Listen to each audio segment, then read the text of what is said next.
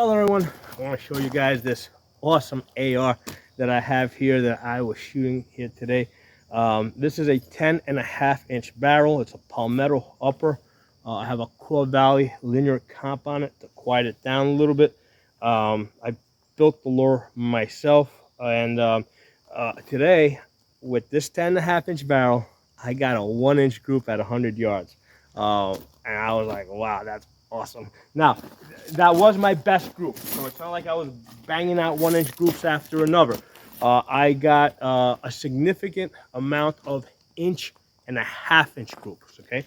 Now, I had reviewed this rifle, I think, over the wintertime. And now in the wintertime, you know, it's cold, you got a coat on, it tends to be windier. So in the wintertime, when I shot this, I hit a 2-inch group, and I'm like, wow, this rifle has some serious potential to do better. So lately I've been traveling to a different location where I've been able to do some distance shooting. And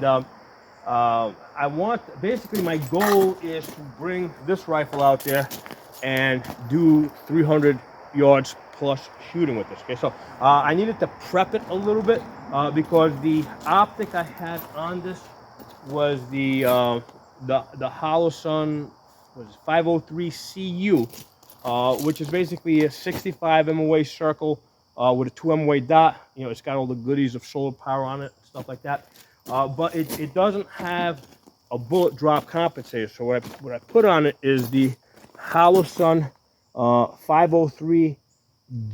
Okay, and what that does is that has the ACSS reticle, which is that little chevron with the 3 dots underneath, right? So you have a place to hold all the way out to 600 yards. Okay, so so that was my goal, to get that optic off, to put this one on, and to zero the rifle at 100 yards. Now, initially I started off with the Holosun 3X magnifier. I zeroed in at 50 yards, and I went out to 100 yards, and I took some shots with this, and I said, you know what, if I'm planning to shoot this thing out to 300 plus yards, I want a little bit more magnification. Where is it? So I've got here the Vortex 6X magnifier. Okay, so this is a 6X magnifier. So that's what that's what I used. One of the things I wanted to see is if I went from the 3X to the 6X, because it's a different optic, a different glass. I was curious to see if there was going to be any shift in the zero. I didn't really notice any shift. I mean, I did have to make a couple of adjustments when I was out there, but I think that was just because I just was fine tuning still. But I didn't see a major shift when I went from the 3X to the 6X. Okay, so towards the end, when I started getting a little dialed in, let's start with this one. So initially I started off with just Tula, right? Because to get dialed in, I'll just use Tula. This stuff is pretty accurate, so you'll get out to 100 yards, get a nice, decent group. So with the Tula, that's these circles over here, I got a nice 3-inch group at 100 yards, which is, in itself, it's not bad.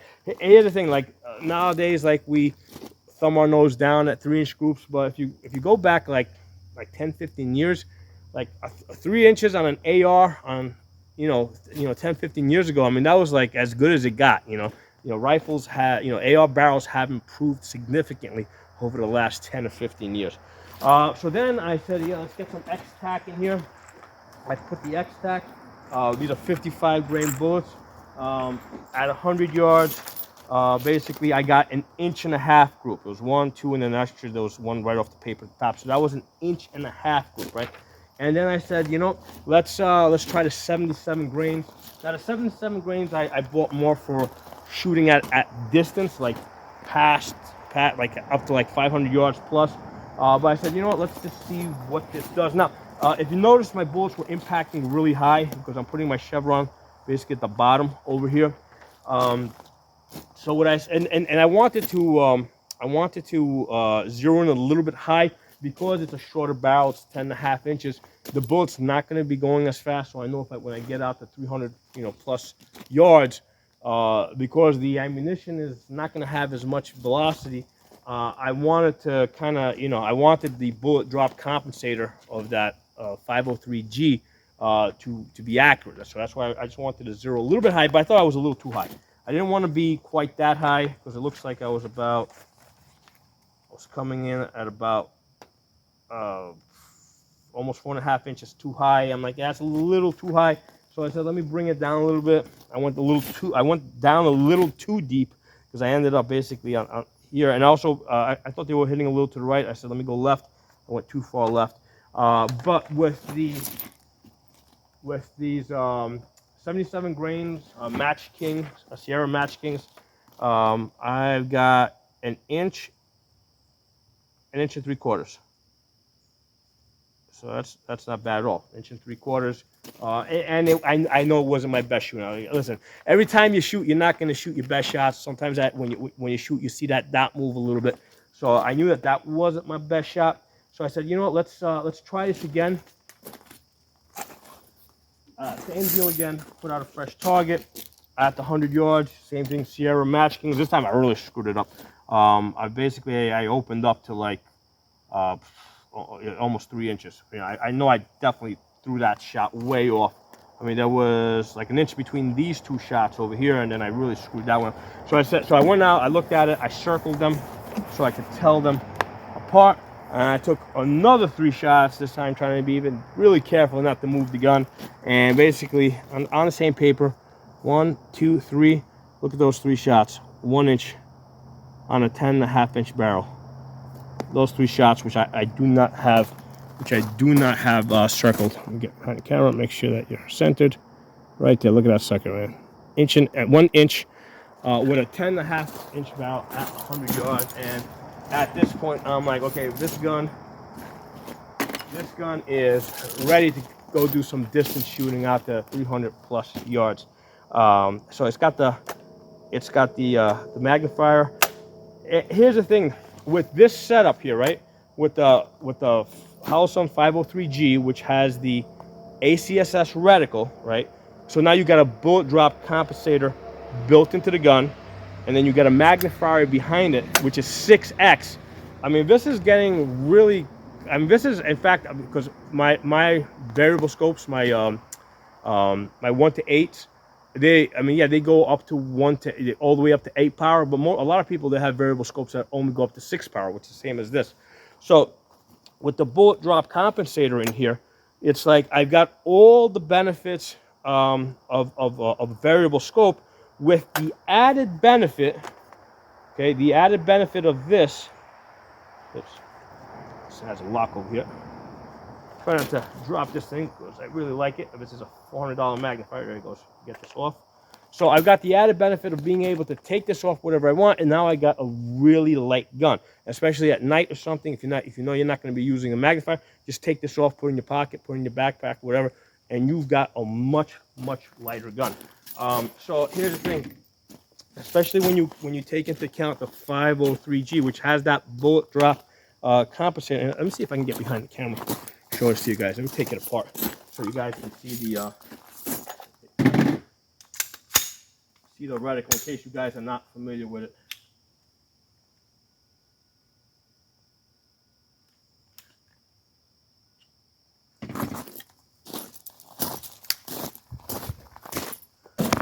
Oops. Let me see if I can get this into a position where you guys can see that reticle. Where are you? See, you gotta point it down and try and get it into focus. See if I point it down. If I point it too far away, it's out of focus. Let's try there. There it is. So it's got the arrow, and then it's got the little. Those are actually 3 dots underneath it. Now you can't. Now, when you're looking at it like this, it looks like it's a straight line underneath the head of the arrow. But when you use the magnifier, the 3 dots actually blow up. So I think this was designed to be used with the magnifier because you're not going to see the holding dots for the 400, 500, and 6 position until you use a magnifier. Prior to that, it just looks like a straight line. So with the magnifier, and I'm not even going to try to put the magnifier on the camera because it just never works out really good. I find that you can't see anything with it. So with the magnifier, that really blows up. So my thoughts are, You know, when you, first of all, the only drawback to this is that it doesn't have the solar power of the other Holosuns. So I wish they would make. In fact, here's the thing. This is what I think Holosun should do. All the optics that have a 65 MOA circle and a dot, they should all be upgraded to this ACSS. Every single one, because that horseshoe is 65 MOA, so it's the same size, right? So you got the benefit of the big circle to help you center, right? But you also got the bullet drop compensator to help you. And also at close distance, having that bigger arrow helps you find it and get it on target faster. But with the arrow, because here's the thing, the way you aim this, you put at distance, right? You put the tip of the arrow underneath the target. So instead of putting the dot, instead of having like a 2 MOA dot that goes like, because at 100 yards, 2 MOA dot's going to look like that. So instead of having a 2 MOA dot that covers this up, you have the tip of the arrow that goes underneath it, which gives you a really fine aiming point, and that's what allows you to take really, really accurate shots. And I just wish Holosun would work out a deal with Primary Arms and pretty much use this ACSS on everything, pistol optics and rifle optics. I mean, it's just better. You've got all the benefits of the standard donut of deck, right? The 65 MOA circle with the dot. Yeah, let me show you guys. So this is, point this down so you can get in focus. So that's kind of like the standard that you normally get with the Holosun, the donut of death, 65 MOA circle with the dot. Well, that other design, the ACSS design, gives you all the benefits of this with the built-in bullet drop compensator. See if we can get it out there a little bit. Oh, actually, this one's focusing out there. So you got all the benefits of the dot plus the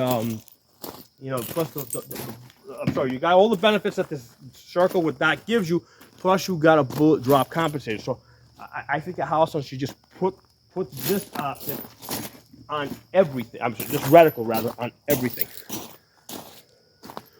This is the winner. This one is, because you can. I just wish I had a green version of this. Where are you? Get into focus here. There it is.